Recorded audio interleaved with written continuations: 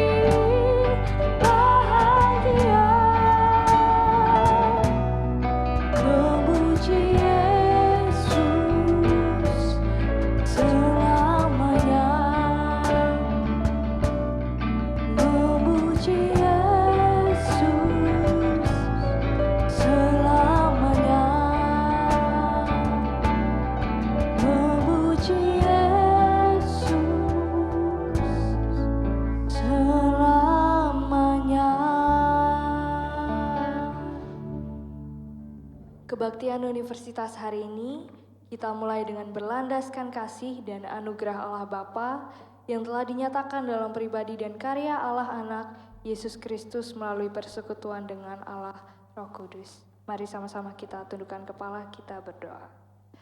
Terima kasih Bapa buat penyertaan-Mu siang hari ini kalau kami boleh berkumpul bersama-sama di tempat ini Tuhan untuk memuji dan memuliakan nama-Mu. Biarlah Tuhan Kau yang berkenan hadir di tengah-tengah kami, hadirat-Mu Tuhan boleh ada di tengah-tengah kami Bapa. Kau yang pimpin Tuhan di ibadah ini dari awal, pertengahan hingga akhir, biarlah ibadah hari ini Tuhan boleh menjadi berkat bagi kami. Terima kasih Tuhan Yesus, hanya di dalam nama Tuhan Yesus kami sudah berdoa. Haleluya, amin.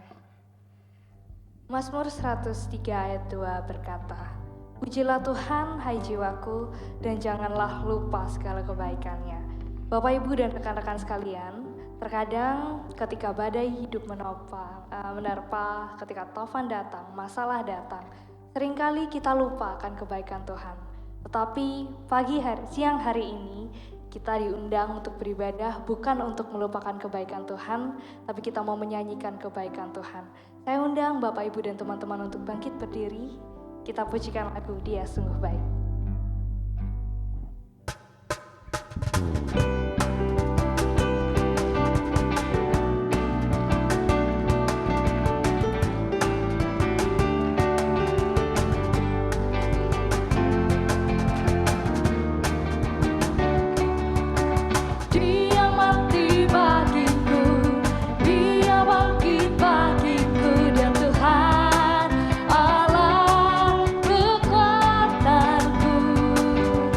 Kuasa mampu kalahkan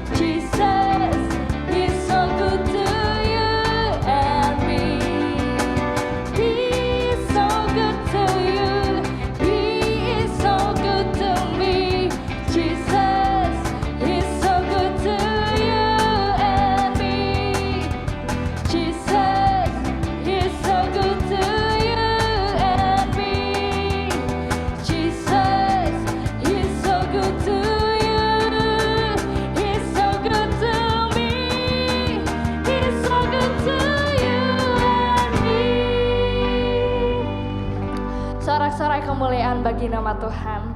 Lagu barusan berkata bahwa Tuhan itu sungguh baik. Dia telah datang ke dunia untuk menyelamatkan kita. Amin Bapak Ibu Saudara. Oleh karena itu, mari sama-sama kita menyanyikan kebaikan Tuhan.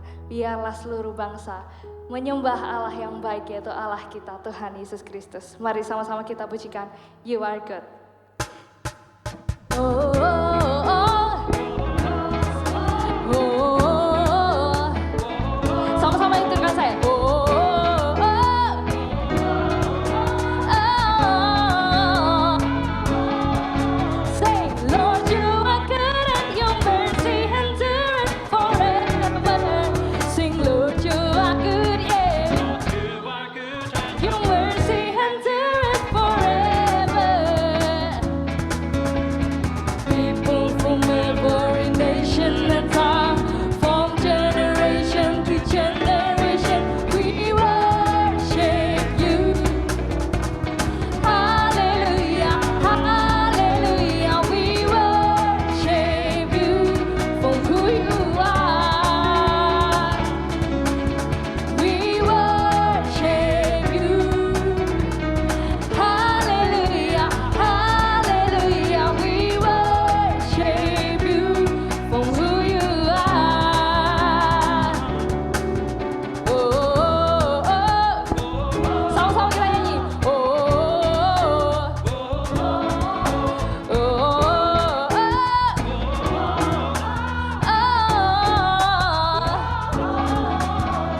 Lord, you are good and your mercy endureth forever. Sing, Lord, you are good, yeah.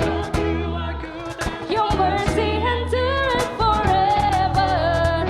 People from every nation, from every nation and tongue, from generation to generation, we worship you.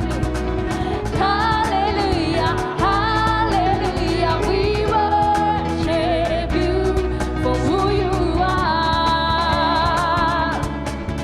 We worship you. Hallelujah, hallelujah, we worship you for who you are. You are good.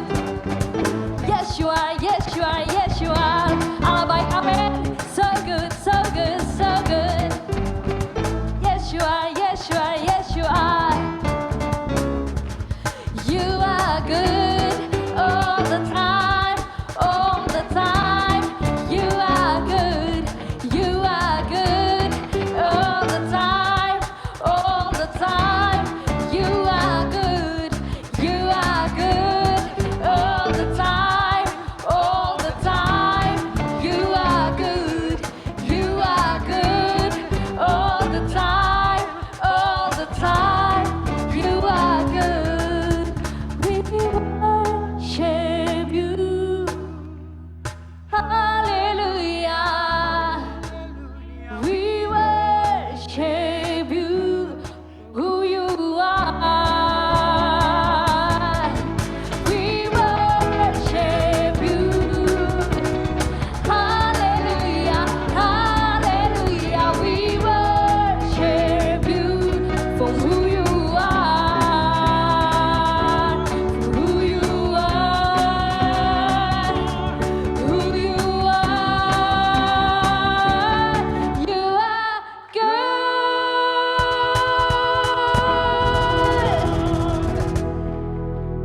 Sorak-sorak kemuliaan bagi nama Tuhan. Bapak Ibu dan teman-teman dipersilakan untuk duduk. Sebelum kita mau masuki dan mendengarkan firman Tuhan, mari sama-sama kita siapkan hati kita seperti rusa yang rindu akan sungainya, seperti rusa yang haus akan adanya sungai. Begitu juga hidup kita. Mari sama-sama kita pujikan seperti rusa rindu sungai.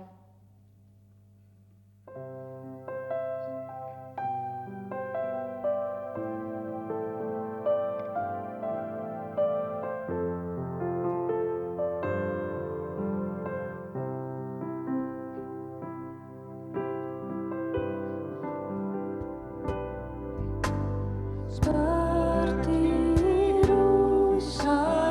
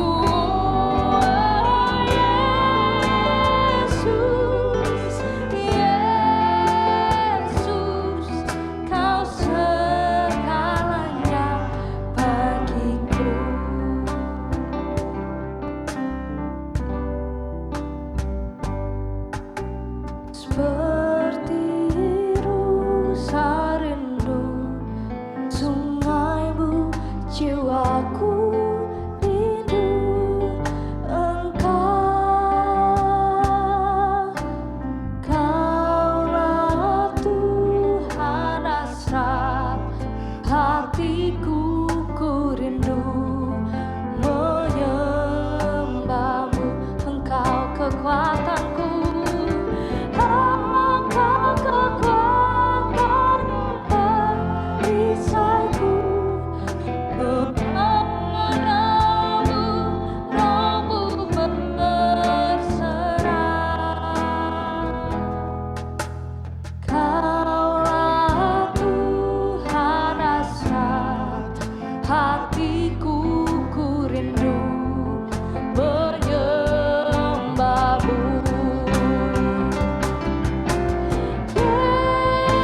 Yesus,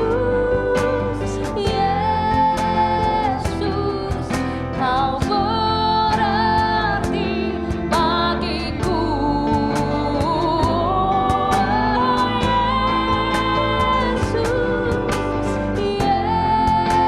Yesus, Kau segalanya bagiku. Saya undang Bapak Ibu dan teman-teman untuk bangkit berdiri, kita sama-sama pujikan lagu ini. Yesus, Kau berarti bagiku.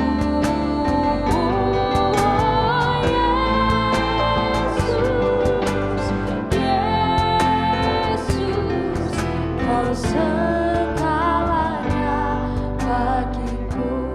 Saya meminta Bapak, Ibu, dan teman-teman saja menyanyikan lagu ini, refrennya saja.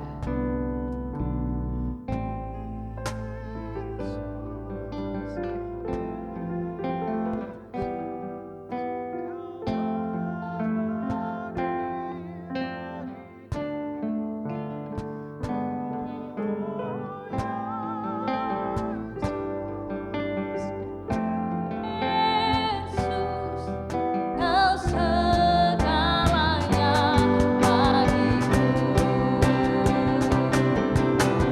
Yesus, Yesus, Kau berarti bagiku.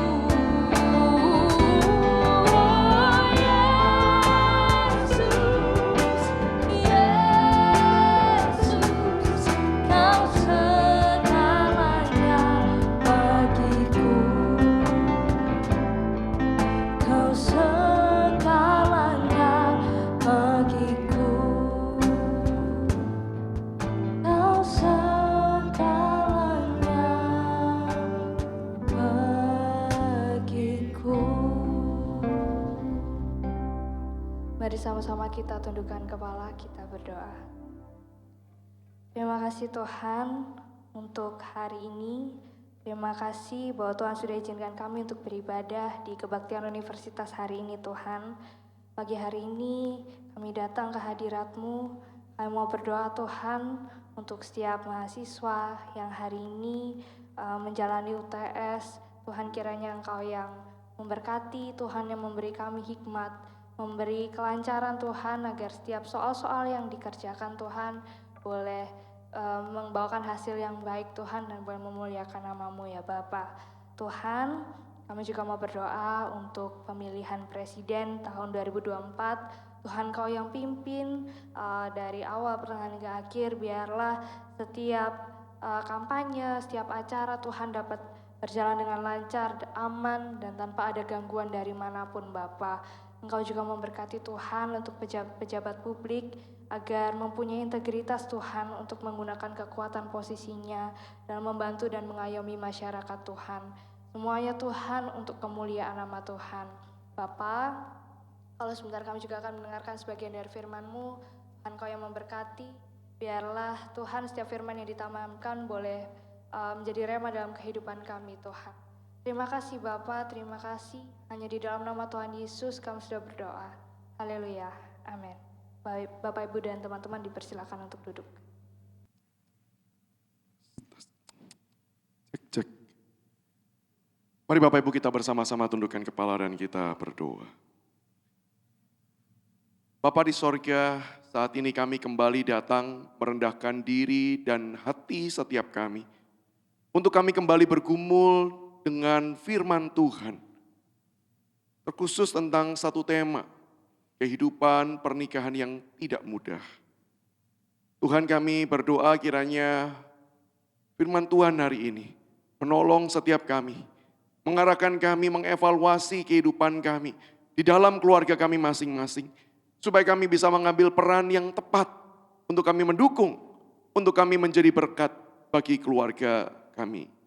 Berkati Tuhan setiap kami, berkati hamba-Mu di dalam segala kelemahan dan keterbatasan. Pakailah untuk boleh menjadi alat di tangan Tuhan, menyatakan segala isi hati-Mu. Terima kasih Tuhan, dengar seru doa kami. Demi Yesus Kristus kami berdoa, kami berserah diri. Amin.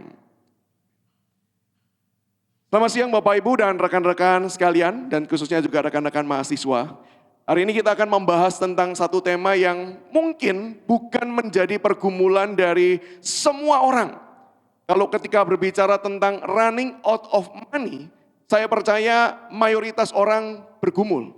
Kecuali di sini yang berasal dari keluarga sultan. Tetapi ketika kita berbicara tentang penderitaan, bukankah kita semua bisa dengan sangat baik mengimani bahwa kita pun juga memiliki penderitaan-penderitaan di dalam kehidupan, meskipun setiap orang memiliki jenis-jenis penderitaan yang berbeda. Tetapi tema hari ini yaitu berbicara tentang divorce, perceraian, mungkin bukan isu bagi semua orang. Tetapi Bapak Ibu, berdasarkan survei, di dalam kondisi pandemi, banyak keluarga bergumul. Dan saya tidak tahu, mungkin di antara rekan-rekan mahasiswa juga keluarganya bergumul terkait tentang hal ini. Mungkin sebagian tahu pergumulan orang tuanya. Mungkin sebagian tidak tahu tetapi bisa merasakan ada something wrong di tengah-tengah kehidupan keluarga. Mungkin bagi Bapak Ibu pegawai, saat ini kita hidup di dalam kondisi keluarga yang baik-baik saja, bersyukur. Tetapi kalau ada di antara kita yang juga memiliki pergumulan di dalam relasi suami dan istri, saya berdoa kiranya melalui perenungan firman Tuhan ini, kita bisa bersama-sama belajar, ditopang dan dikuatkan di dalam anugerah Tuhan. Bagi yang tidak mengalami, saya yakin dan percaya informasi-informasi yang didapatkan akan menolong kita untuk lebih aware, untuk berjaga-jaga, dan juga untuk menolong setiap kita kalau suatu hari entah keluarga dekat kita atau bahkan mungkin di dalam perjalanan waktu ke depan kita mengalami masa-masa sulit. Firman Tuhan ini pun juga tetap bisa menjadi panduan dan pertolongan bagi setiap kita. Nah Bapak Ibu, sebelum memulai semuanya, saya ingin mengajak kita melihat isu ini. Bukanlah isu yang mudah. Saya harus mengakui isu ini bukan isu yang mudah. Karena apa? Di balik semua pergumulan keluarga untuk bercerai, selalu ada keruwetan hidup yang tidak terbayangkan oleh orang lain. Saya ketika mencoba menggumulkan firman Tuhan ini, mencoba merenungkan, saya tidak bisa menyelami begitu dalam akan pergumulan orang yang ingin bercerai. Karena saya kira percaya orang bercerai bukan cuma sekedar perbedaan-perbedaan yang minor. Saya percaya sih, walaupun pernah ada dalam berita yang saya baca, ada pasangan suami istri di negara barat yang setelah menikah di bawah 24 jam mau bercerai. Hanya sekedar karena suaminya buang angin di depan dia. Ada juga sih kasus seperti itu. Tapi saya percaya bukan masalah buang anginnya, tapi masalah baunya. Enggak juga, bukan masalah baunya juga ya. Saya percaya ada masalah yang jauh lebih mendasar daripada sekedar masalah buang angin tersebut. Setiap perceraian itu ketika dipergumulkan selalu berangkat dari keruwetan hidup yang tidak terbayangkan oleh siapapun. Dan tidak tertahankan oleh yang mengalami. Saya punya beberapa rekan yang sharing cerita kepada saya, mereka sedang bergumul untuk bercerai. Mereka menceritakan tentang masalahnya. Dari sisi sang wanita, dari sisi sang pria. Dan ketika saya mendengarkan, saya bisa secara kognitif mengerti letak permasalahan. Bahkan di dalam pikiran saya bisa membayangkan bahwa sebenarnya urusannya cukup simpel bagi saya dari kacamata luar. Tetapi setiap kali melihat dan mendengar, khususnya ketika melalui telepon, mendengar mereka bercerita sambil menangis. Saya tahu mungkin itu mudah buat saya karena nggak mengalami. Tetapi bagi yang mengalami itu selalu menjadi isu yang tidak tertahankan. Ada beban yang begitu berat yang mereka pikul dan mereka bawa. Dengan kesadaran ini Bapak Ibu dan rekan-rekan sekalian, maka saya ingin memberi informasi bahwa khotbah ini bukan dengan tujuan memberikan jawaban praktis. Jadi kalau Bapak Ibu datang dengan harapan, Pak, bolehkah bercerai atau tidak kalau situasinya seperti ini dan demikian, hari ini saya tidak akan memberikan jawaban praktis tersebut. Tetapi Bapak Ibu, saya ingin mengatakan ada beberapa bahan pertimbangan yang saya ingin bagikan untuk kita bersama-sama pergumulkan. Baik bagi kita yang masih hidup dalam keluarga yang baik, atau ketika kita pun saat ini sedang mempertimbangkan untuk bercerai. Materi tentang if Jesus lived today, Bapak Ibu, struggling not to divorce, ini menimbulkan pertanyaan mendasar yang perlu dijawab Bapak Ibu. Seandainya Yesus hidup hari ini, itu seperti apa? Dan ini juga tidak mudah. Kenapa tidak mudah? Karena kita tahu Yesus, jangankan bergumul tentang perceraian, Yesus juga nggak bergumul tentang pernikahan. Sehingga bagaimana kita bisa membayangkan, kalau Yesus hidup zaman sekarang, bagaimana Yesus bisa menyelami dan merasakan kondisi-kondisi kehidupan setiap kita yang bergumul dengan berbagai macam hal. Kesulitan-kesulitan di dalam kehidupan pernikahan. Yesus kan tidak pernah mengalami istri yang cerewet. Ketika selesai pelayanan, menyembuhkan orang, Yesus pulang dengan badan yang capek, sampai rumah, lalu istrinya kemudian berkata, "Sus, bantuin, ngepel." Lalu dicerewetin. Yesus kan nggak mengalami itu. Bagaimana dia bisa merasakannya? Sehingga bagaimana dia bisa menolong dan membantu kita di dalam pergumulan hari ini. Bapak Ibu, memang Yesus pernah sih ditanya tentang perceraian. Nats yang nanti juga kita akan renungkan bersama-sama. Tapi bukankah itu pertanyaan jebakan? Kalau kita perhatikan konteksnya Matius 19, di situ Yesus sedang mau dijebak oleh ahli Taurat, orang-orang Farisi, supaya mereka bisa menangkap Yesus dan mengeksekusi Yesus. Jadi ini bukan ceritanya Yesus sedang menerima kolom konsultasi pasangan yang hendak bercerai. Sehingga mungkin ada di antara kita berpikir wajar kalau Yesus jawabannya sangat teoritis. Kenapa? Kan bukan isu real, bukan isu yang nyata. Ini kan cuma sekedar pengandaian. Wajar kalau pertanyaan pengandaian dijawab dengan teori. Mungkin pemikiran-pemikiran semacam ini Bapak Ibu yang membuat kita berpikir bagaimana ya jika Yesus itu hidup di masa kini. Kira-kira apa jawabannya?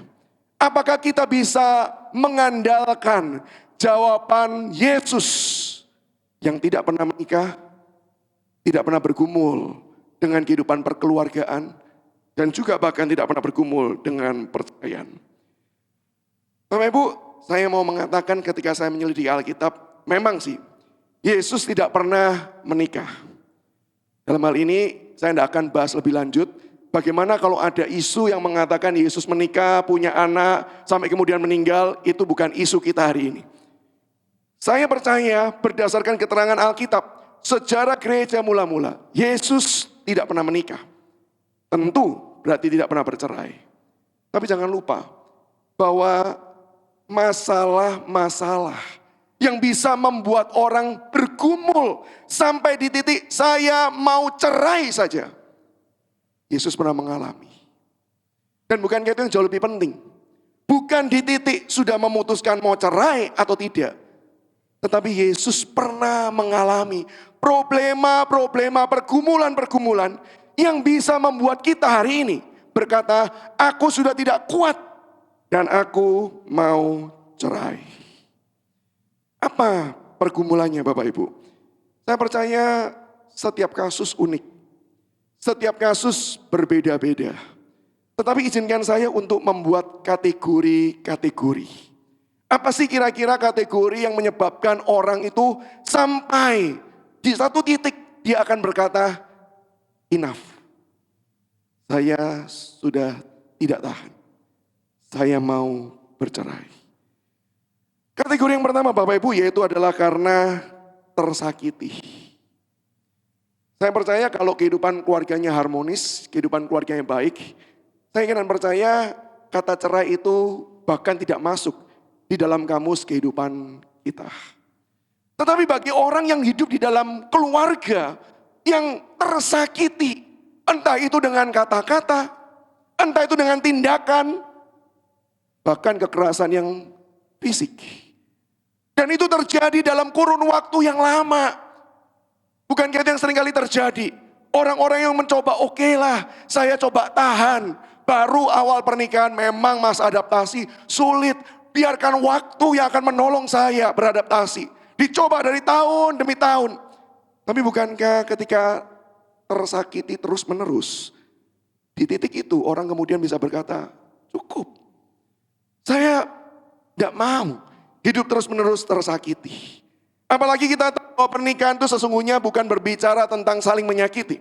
Justru pernikahan itu seharusnya merupakan momentum kita merayakan kasih. Pernikahan yang sejati yang diajarkan di dalam Alkitab adalah pernikahan yang membicarakan tentang pesta kasih setiap waktu. Kasih yang seperti apa? Yang pertama adalah kasih yang saling melayani dan kasih yang saling memberdayakan, membangun setiap pribadi. Suami mengasihi istri. Artinya apa? Suami melayani istri. Dalam hal ini perintah firman Tuhan tegas. Apalagi kalau kita membaca di dalam surat Efesus. Bukankah Rasul Paulus dengan tegas mengatakan, hai suami-suami, kasihilah istrimu sebagaimana Kristus mengasihi. Bagaimana Kristus mengasihi? Dia rela tinggalkan segala kekuasaannya, dia masuk ke dalam dunia, dan dia melayani setiap orang dengan yang terbaik. Maka bukankah pernikahan itu berbicara tentang pelayanan? Demikian juga istri katakan tunduklah. Tunduk bukan artinya kemudian merasa inferior, merasa di bawah, dan harus tunduk segala sesuatu, tidak bisa bertindak apa-apa. Tunduk dalam pengertian apa? Merendahkan diri, mengambil komitmen untuk mau merendahkan diri dan menjadi penolong, melayani sesama, melayani suaminya. Sehingga bukankah kehidupan pernikahan harusnya adalah kehidupan penuh dengan kasih. Saling melayani, saling membangun satu dengan yang lain. Nah, hari ini mungkin kita juga bisa cek ya, bagi Bapak Ibu yang sudah menikah, apakah pernikahan kita adalah pernikahan yang dipenuhi dengan kasih semacam ini. Bagi rekan-rekan mahasiswa mungkin juga bisa evaluasi apakah keluarga saya, apakah orang tua saya adalah orang tua yang semacam ini. Ini pernikahan. Alasan yang kedua yang seringkali membuat orang itu bisa memutuskan saya mau bercerai. Kategori kedua adalah masalah yang tidak terselesaikan. Masalah yang tidak terselesaikan. Dan Bapak Ibu ini yang seringkali terjadi. Beberapa orang yang pernah sharing kepada saya nggak berani berkata konsultasi ya. Karena kadang-kadang ketika mereka cerita, terus mereka tanya, so what Pak? So what Sam? Beberapa seusia dengan saya. So what? Saya bahkan juga harus berkata, aku nggak tahu. Aku doakan. Sehingga saya nggak berani berkata konsultasi. Saya cuma katakan sharing. Ketika mereka sharing apa yang diceritakan. Seringkali masalah-masalah yang timbul sejak dari awal itu adalah masalah-masalah yang tidak pernah dibereskan. Dan tidak pernah diselesaikan. Dan satu hal yang seringkali muncul yaitu adalah mereka selalu berpikir bahwa waktu itu yang akan menyelesaikan.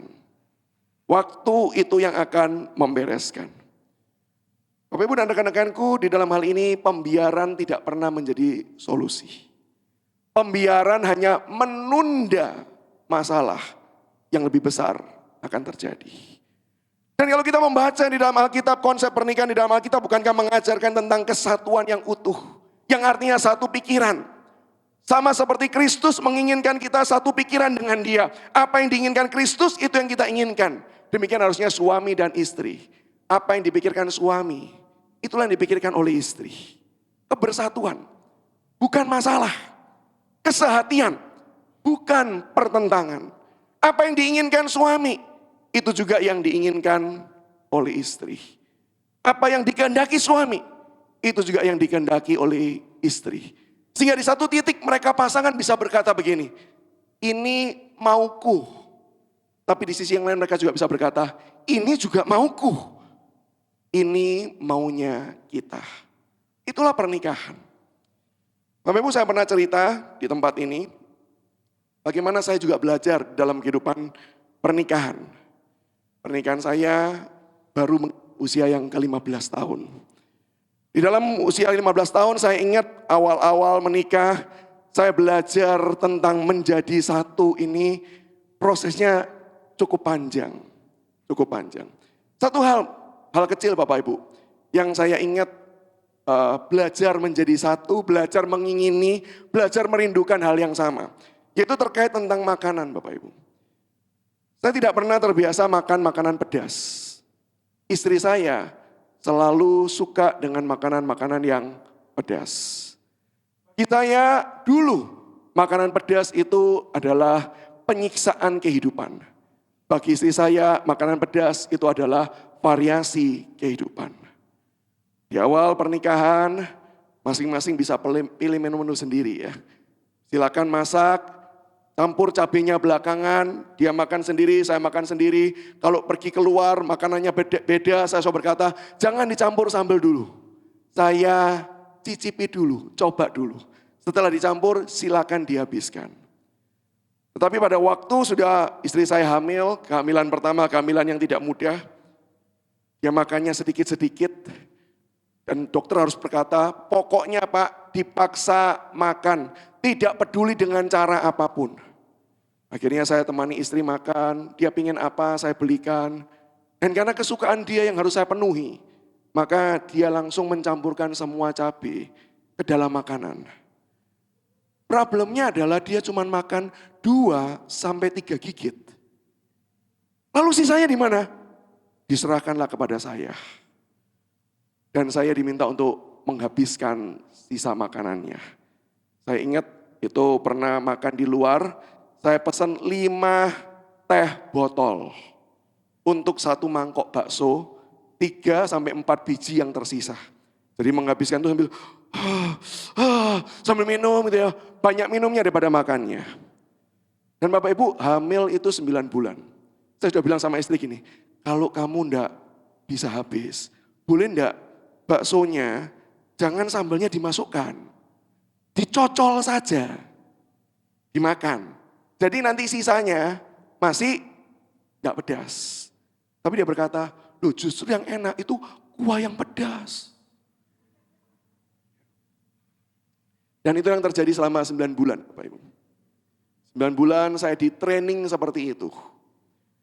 Sampai akhirnya hari ini Bapak Ibu, tiap kali kami pergi keluar makan, kalaupun di rumah, sekarang mama saya, koki di rumah saya adalah mama saya karena mama saya hobi masak ya. Dia selalu masakkan kami sambal. Buat siapa? Bukan cuma sekedar buat istri saya. Juga buat saya sekarang.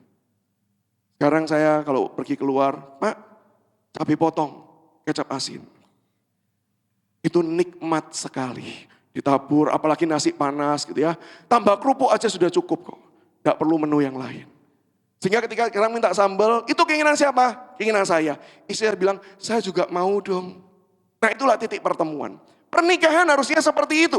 Titik persatuan, titik pertemuan. Maka kita sekali lagi evaluasi apakah pernikahan atau keluarga kita memiliki masalah yang tidak terselesaikan sehingga tidak bisa menjadi satu. Dan kategori yang ketiga adalah Salah satunya berhenti berupaya. Ada masalah, saling menyakiti. Di satu titik pada akhirnya yang satu berkata, sudahlah, cukup. Saya tidak mau lagi berjuang. Terserah maumu apa.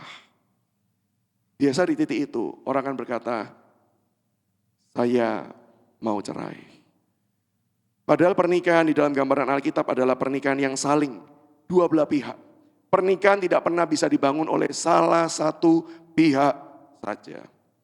Maka Bapak Ibu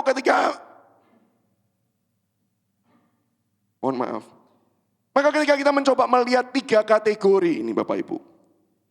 Pertanyaannya adalah apakah Yesus pernah mengalaminya? Tidak. Apakah Yesus pernah tersakiti? Jawabannya jelas pernah. Apakah Yesus pernah tersakiti oleh mempelainya? Yaitu kita, gereja Tuhan, umat yang sudah ditebus. Bukankah jawabannya adalah pernah? Bahkan bukan satu kali, berkali-kali kita menyakiti. Sudah diampuni kita kembali menyakiti dia. Bukankah itu yang terjadi? Apakah ada masalah-masalah yang tidak terselesaikan? Bukankah jawabannya juga ada? Masalah-masalah yang tidak terselesaikan. Berapa banyak di antara kita ketika kita itu sudah berbuat dosa, kita mengulangi kembali kejadian pasal yang ketiga. Kita bukannya datang kepada Tuhan dan berkata, Tuhan, aku minta ampun Tuhan, aku sudah berbuat dosa. Bukankah lebih banyak ketika kita sudah gagal, kita sudah berdosa, kita sembunyi, kita mengurung diri, kita gak mau datang kepada Tuhan. Tunggu sampai Tuhan datang mencari dan memulihkan setiap kita. Maka bukankah Kristus mengalami masalah yang tidak terselesaikan? Dan bukankah seringkali kita yang berhenti? Kristus tidak pernah berhenti mengasihi kita. Tapi bukankah seringkali kita yang berhenti mengasihi dia? Kita yang berhenti untuk berjuang dan berupaya. Dua model, dua cara Bapak Ibu. Yang pertama berhentinya adalah kita sudah hopeless dengan hidup kita. Ada banyak mahasiswa, mahasiswi, anak pemuda, pemudi di gereja yang pernah datang dan bercerita, menceritakan pengalaman masa lalu kehidupannya yang begitu kelam. Sehingga ketika mereka datang, mereka cuma membawa satu pertanyaan. Kalau saya sudah seburuk ini, Pak, Kak, apakah Tuhan masih mau dengan saya? Saya sudah hopeless dengan hidup saya. Saya sudah tidak mau lagi, kemudian ketika KKR, kemudian saya ambil komitmen dan saya bertobat. Karena saya merasa itu semua percuma. Saya pasti akan kembali jatuh dan gagal lagi. Dia berhenti, bukan? Dia berhenti. Tapi ada model berhenti yang kedua.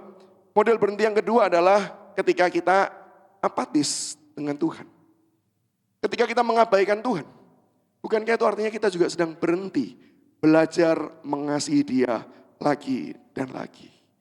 Maka Bapak Ibu, satu hal Bapak Ibu, yang saya temukan kebenarannya ini. Sebenarnya Yesus Kristus itu memiliki semua alasan untuk menceraikan kita. Yesus Kristus punya semua alasan untuk dia bisa berkata, enough, cukup. Aku enggak lagi akan mengasihi engkau. Bukankah wajar ketika kita membaca kitab Keluaran, ketika kemudian bangsa Israel yang sudah dilepaskan dengan cara yang ajaib, kembali terus jatuh dan gagal. Sampai satu titik Tuhan berkata, oke, saat ini aku tidak lagi akan menyertai engkau, aku kirimkan malaikat. Bukankah kita bisa sangat mengerti akan perasaan Tuhan yang sudah dilecehkan begitu rupa. Sehingga wajar dong kalau Tuhan berkata, cerai aja deh, cerai aja. Kamu cari yang lain aja. Wajar bukan? Sehingga harusnya kalau berbicara tentang topik perceraian, siapakah tokoh yang paling layak untuk ditanyai? Jelas jawabannya adalah Yesus. Karena dia merasakan seluruh penderitaan, dia punya semua alasan untuk bercerai. Tapi tidak dilakukan. Tetapi tidak dilakukan. Sampai dalam bagian ini Mungkin ada sebagian orang akan berkata demikian. Ya kita kan bukan Tuhan. Kalau Tuhan kan memang maha pengampun. Dia kan sumber kasih. Kita kan manusia yang sulit dan penuh dengan keterbatasan. Wajar dong kalau kita tidak bisa mengampuni, tidak bisa menerima orang lain sama seperti dia. Dan biasanya pertanyaan itu dilanjutkan dengan pertanyaan ini Bapak Ibu. Bisa nggak sih kita sebagai manusia yang memang lemah dan terbatas, kita itu melihat bahwa cerai itu solusi terbaik. Bukan ideal. Saya percaya semua orang Kristen akan mengakui itu tidak ideal. Tapi bisa enggak kita mengatakan cerai itu solusi terbaik di dalam situasi memang pernikahan yang memang susah untuk dipertahankan. Bisakah cerai menjadi solusi terbaik meskipun bukan ideal? Bapak Ibu, disinilah saya ingin mengajak kita melihat 3 jawaban. 1 jawaban dengan 3 argumen, Bapak Ibu.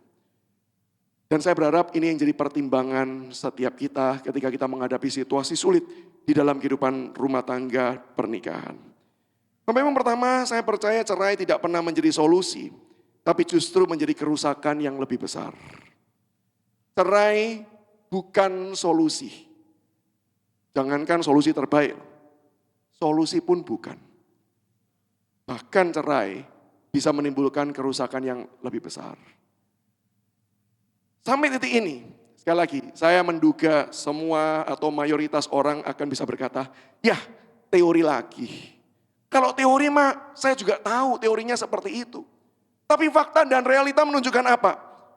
Banyak orang yang cerai dan kehidupannya lebih baik. Banyak orang yang cerai dan kehidupannya bisa dijalankan dengan lebih baik lagi.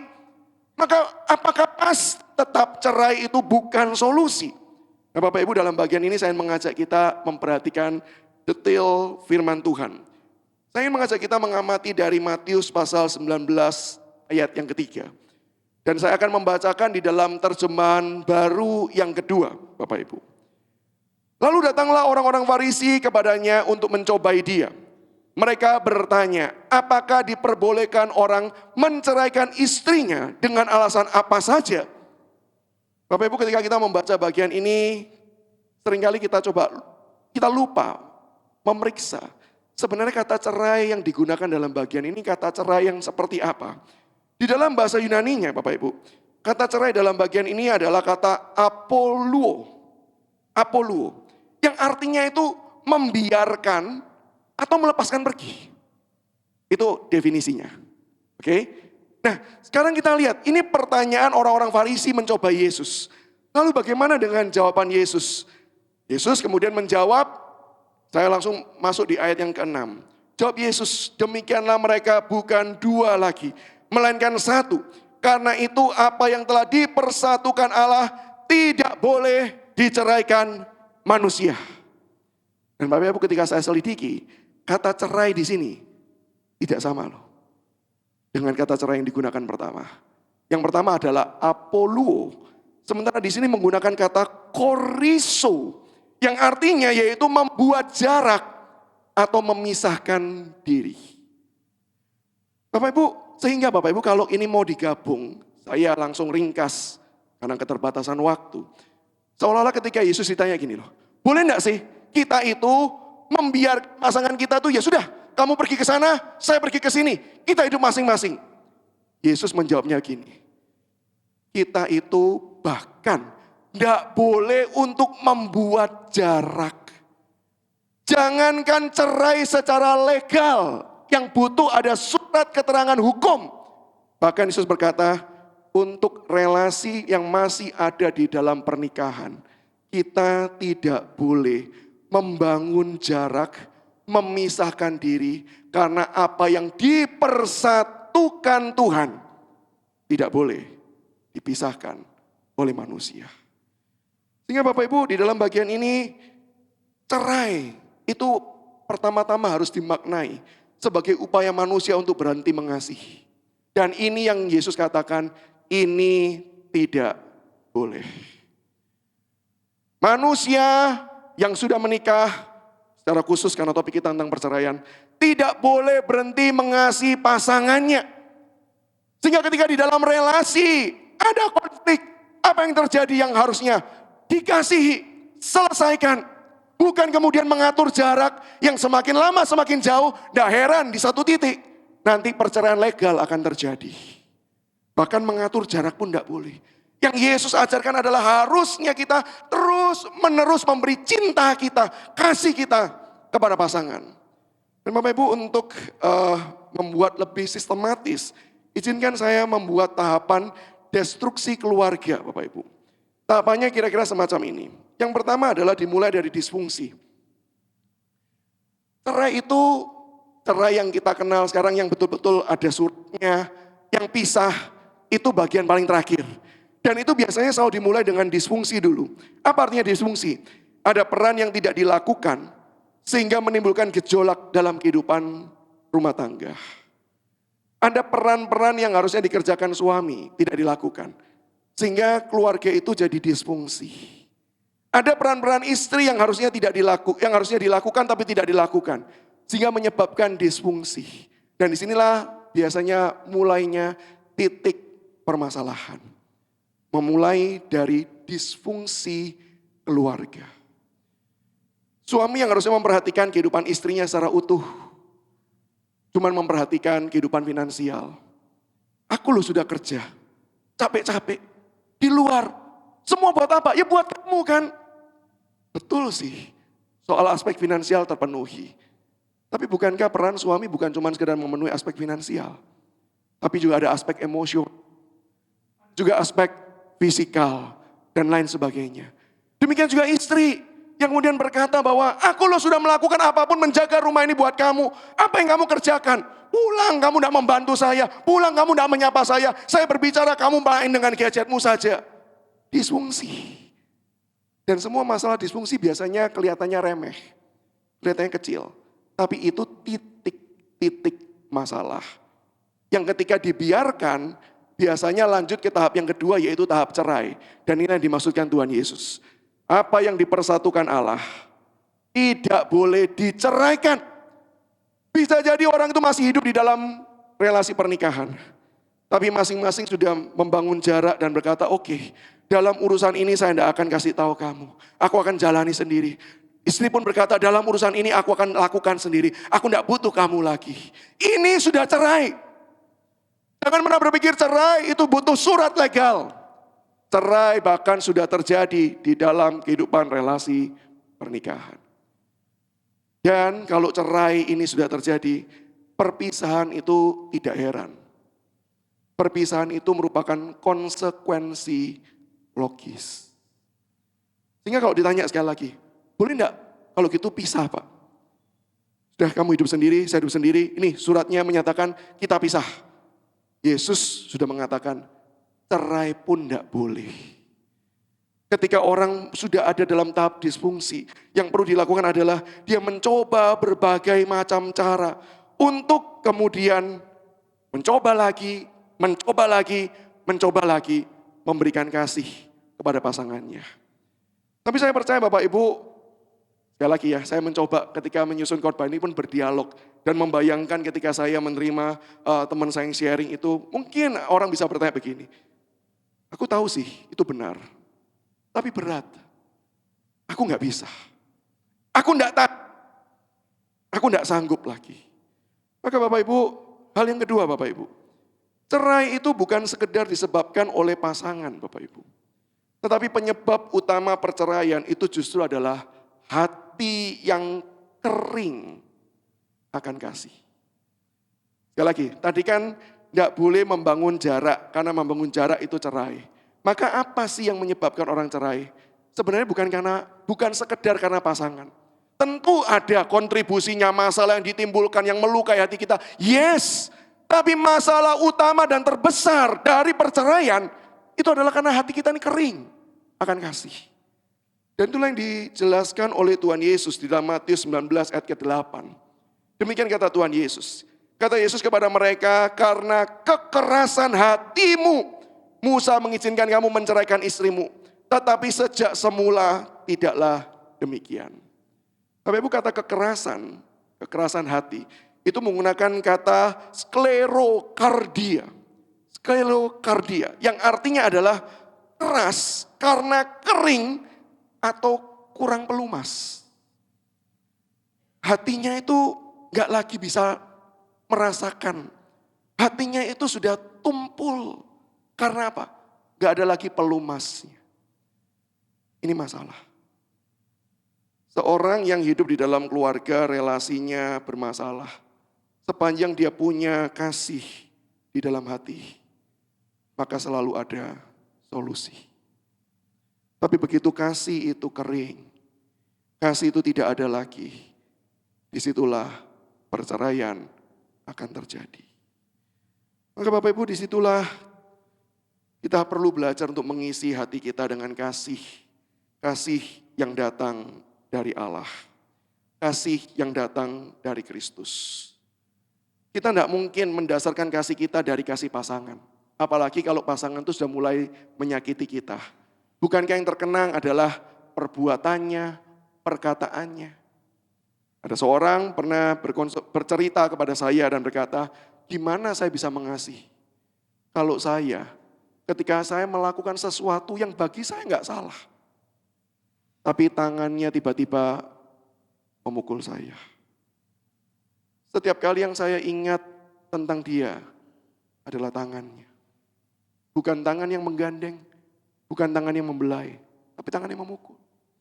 Sehingga gak mungkin kasih itu didasarkan dari pasangan. Maka bagaimana supaya kasih ini tidak kering dalam hati kita? Datanglah kepada sumber kasih. Karena hanya itu solusinya. Maka saya percaya pergumulan perceraian berakar dari pergumulan spiritual. Ketika kita betul dipuaskan dengan kasih Allah, saya tahu memang sakit menyatakan kasih, memang berat. Tetapi akan ada kemampuan yang Allah berikan. Karena Allah menguasai, mengisi, memenuhi, memelumasi hati kita. Sehingga hati kita itu bisa mengeluarkan sesuatu untuk kita berikan. Karena datangnya dari Allah. Maka di sini merupakan panggilan bagi setiap kita. Jangan pernah berorientasi kepada masalah pasangan. Oke, pasangan bisa melakukan sesuatu yang jahat. Ya. Pasangan bisa menyakiti hati kita. Ya. Tapi pertanyaan yang patut kita tanyakan adalah, hati kita punya kasih Tuhan atau tidak? Kita nggak bisa ngubah pasangan kita. Kita nggak bisa membentuk dia menjadi seperti yang diinginkan.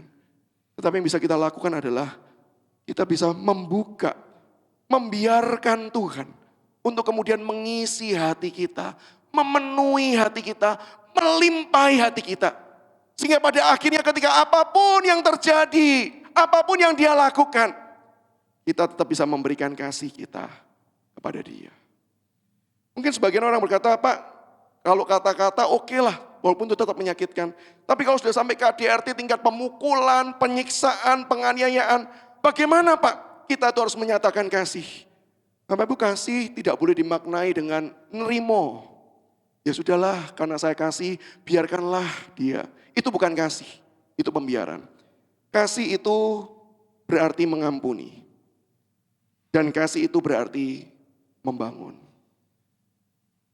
Ada orang pernah berkata, kalau saya sudah dipukuli, Pak, bolehkah saya lapor polisi?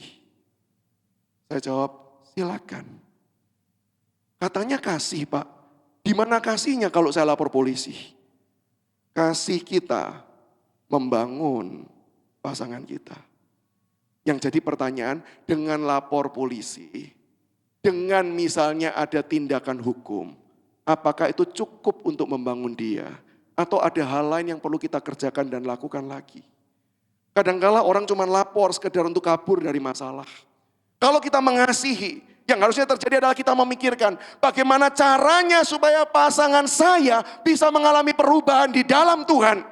Apa yang perlu saya kerjakan dan lakukan? Kalau perlu tindakan hukum, mari kita kerjakan. Tapi apalagi yang diperlukan, apa yang dibutuhkan dia supaya dia bisa bertumbuh di dalam kehidupannya.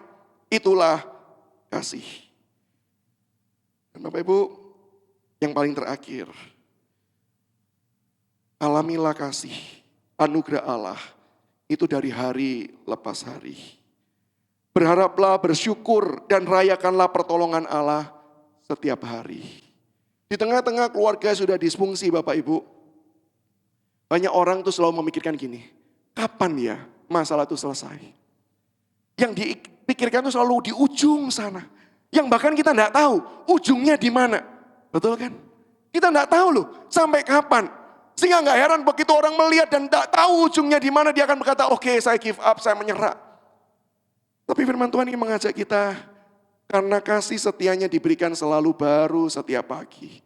Tuhan mengajak, yuk, day by day, hari demi hari.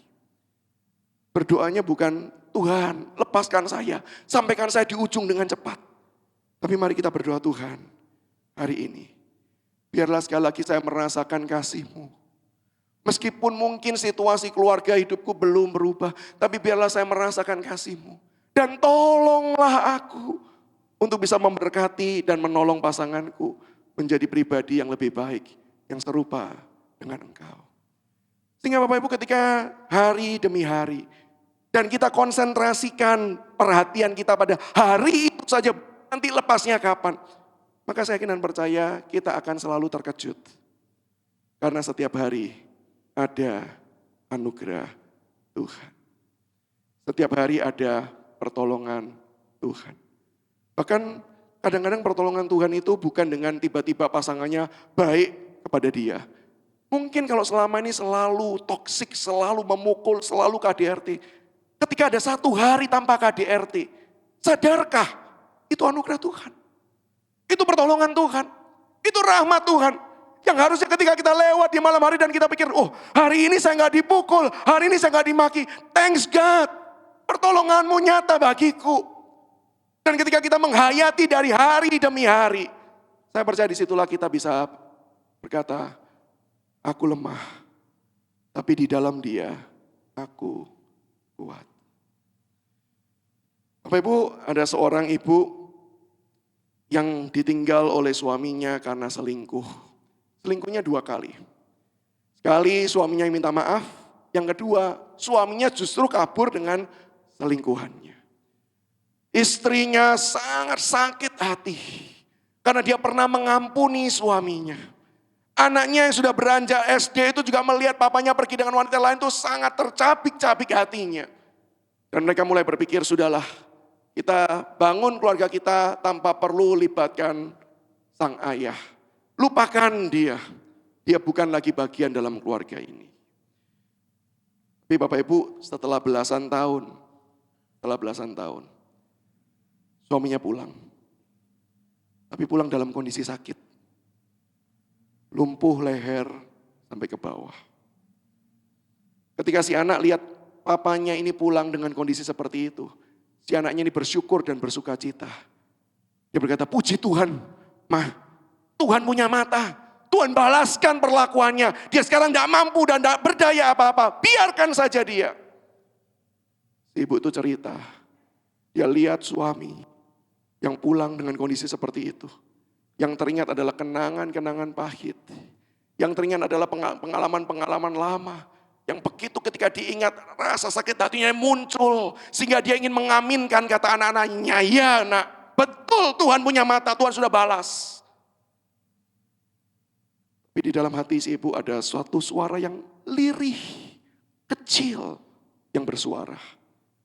Kasihi, kasihi, ampuni.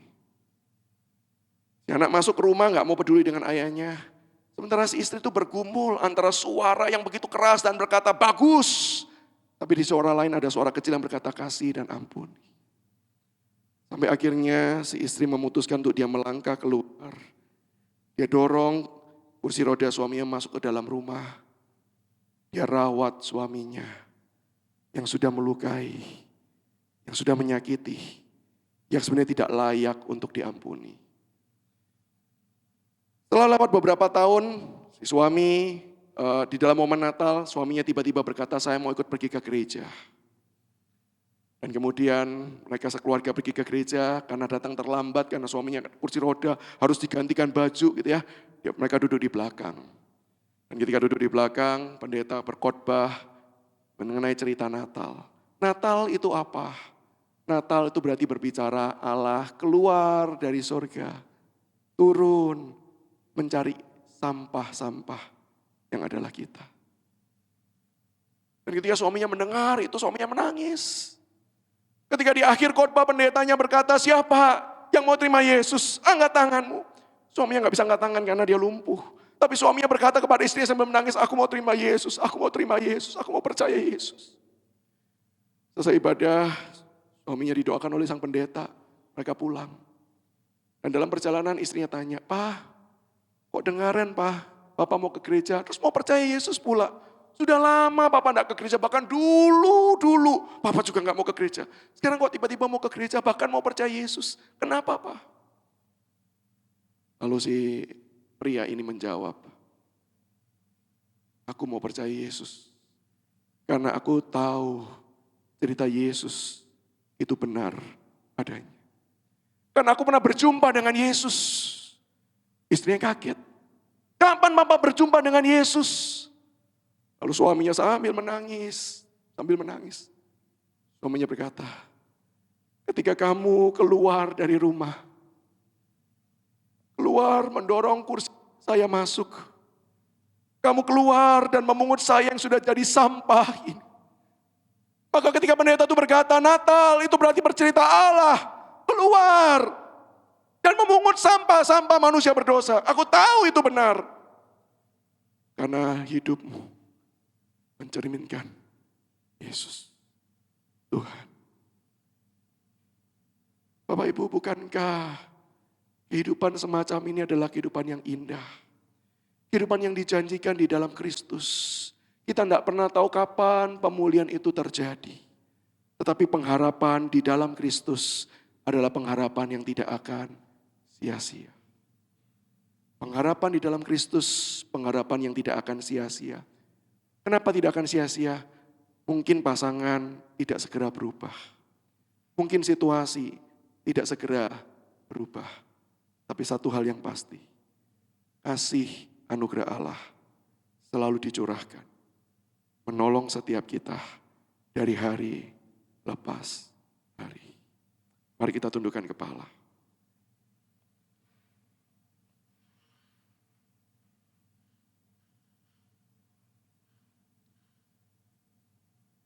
Bapak, Ibu, dan rekan-rekan mahasiswa, saat ini kalau ada di antara kita yang bergumul dengan keluarga, bergumul dengan pasangan, bergumul dengan kondisi relasi orang tua kita. Hari ini berdoalah, doakan pasangan kita. Sebelum kita mendoakan pasangan, berdoalah memohon Tuhan memenuhi hati kita dengan cintanya, dengan kasih.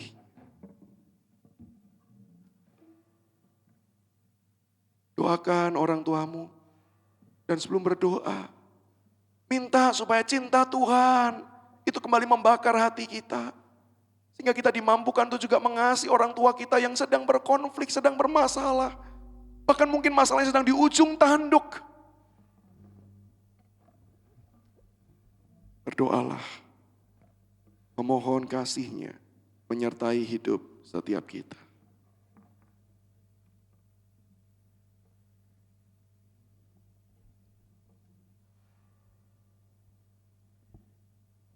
Bapa di sorga, hamba-Mu saat ini berdoa untuk setiap kami. Engkau tahu kondisi keluarga kami masing-masing, satu demi satu. Kalau hari ini kami hidup di dalam keluarga yang penuh kasih, kami punya pasangan yang mengasihi kami dan kami kasihi.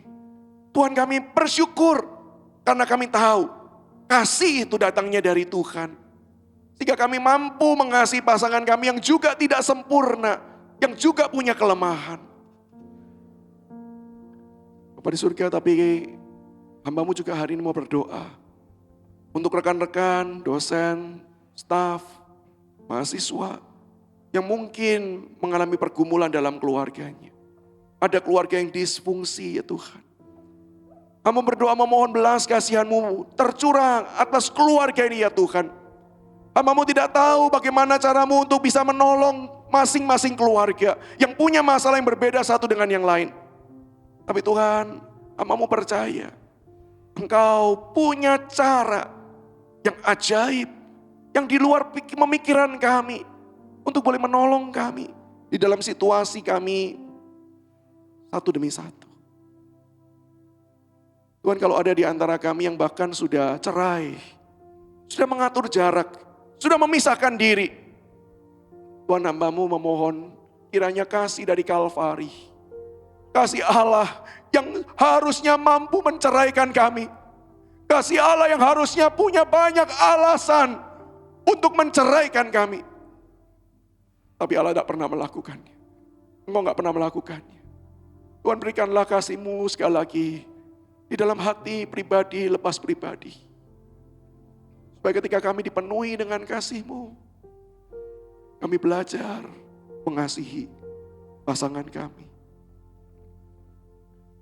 Kalau ada di antara kami bahkan sudah tinggal dalam keluarga yang bercerai secara legal, sudah pisah, Tuhan, hamba-Mu berdoa, luka-luka hati yang tersisa, kenangan-kenangan buruk yang tersimpan, Tuhan, pulihkan dengan kasih-Mu, pulihkan dengan cinta-Mu, supaya sungguh Tuhan, kami belajar terus mengasihi, terus mencintai, terus menolong, mendukung terjadinya perubahan yang lebih baik. Ini doa kami naikkan hanya di dalam nama Yesus Kristus, Tuhan dan Juru Selamat kami yang hidup. Bapak Ibu, saya undang kita bersama-sama bangkit berdiri, kita akan mengakhiri ibadah kita.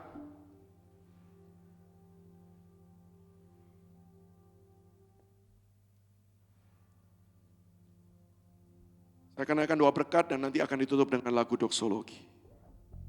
Mari arahkan hati setiap kita kepada Tuhan. Kita mohon akan kasih-Nya berkuasa atas hidup setiap kita hari ini sampai selama-lamanya. Maka kiranya cinta dari Allah Bapa yang sempurna, yang dinyatakan di dalam pribadi dan karya Yesus Kristus yang datang untuk berkorban, mati di atas kayu salib dan bangkit bagi setiap kita.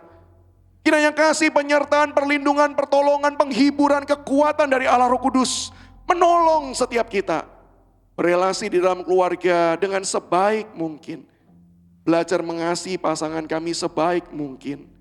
Supaya nama Tuhan dimuliakan melalui keluarga kami.